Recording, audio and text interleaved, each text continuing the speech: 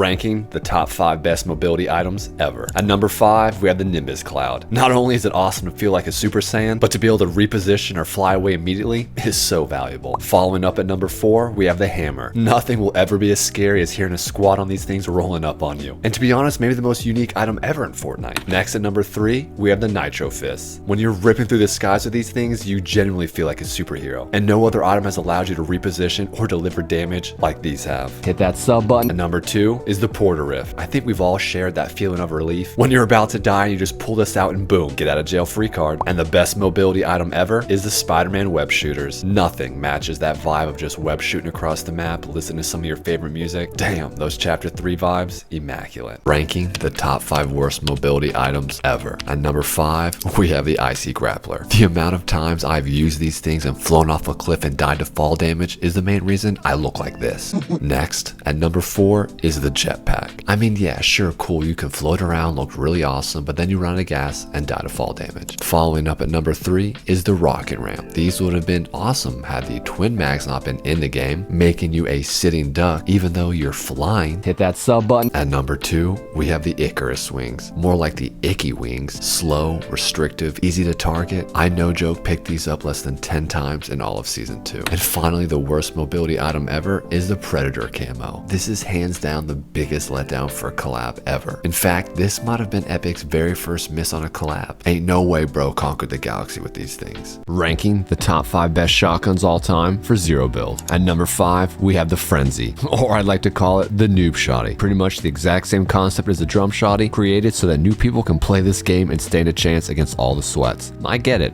I just can't stand it. Number 4, we have the Combat Shotty. Originally brought into the game as part of the John Wick collab, this thing is an absolute menace for medium range, and with a quick fire rate, someone with good movement is near unbeatable with this thing. Number 3, we have the Tac Shotty. So OP that it hasn't been in the game for years. This has such an underrated fire rate that if you learn to just hold the fire button down while aiming, you're golden. Hit that sub button. Number 2, we have the Gatekeeper. When you add a 5-round mag extendo on this, it is curtains. Between the damage rate and how quickly this thing can fire, this has to be one of the best shotguns in all of Fortnite. Finally, at number 1, we have the Auto Shotty. The name says it all. It shoots way too fast and delivers way too much damage. There was a time when this was in the game, you didn't use any other weapon close range. Ranking the 5 worst shotguns in Fortnite. At number 5, we have the Double Barrel Shotty. If you enjoy missing every shot and reloading for over a century, this one's for you. Number 4, the Drum Shotgun. It's like a water gun. High fire rate, but about as deadly as getting squirted in the face. That's what she said. Can I say that? At number 3, we have the Dragon's Breath. Despite its fiery name, it often leaves its enemies more annoyed than it does hurt. Hit that sub button. Number 2 is the Heavy. Oh, it packs a punch, but its awkward spread and inconsistent damage makes it about as reliable as a coin flip. And at number 1, the Charge Shotty. Charging it up feels like waiting for a Windows update. Slow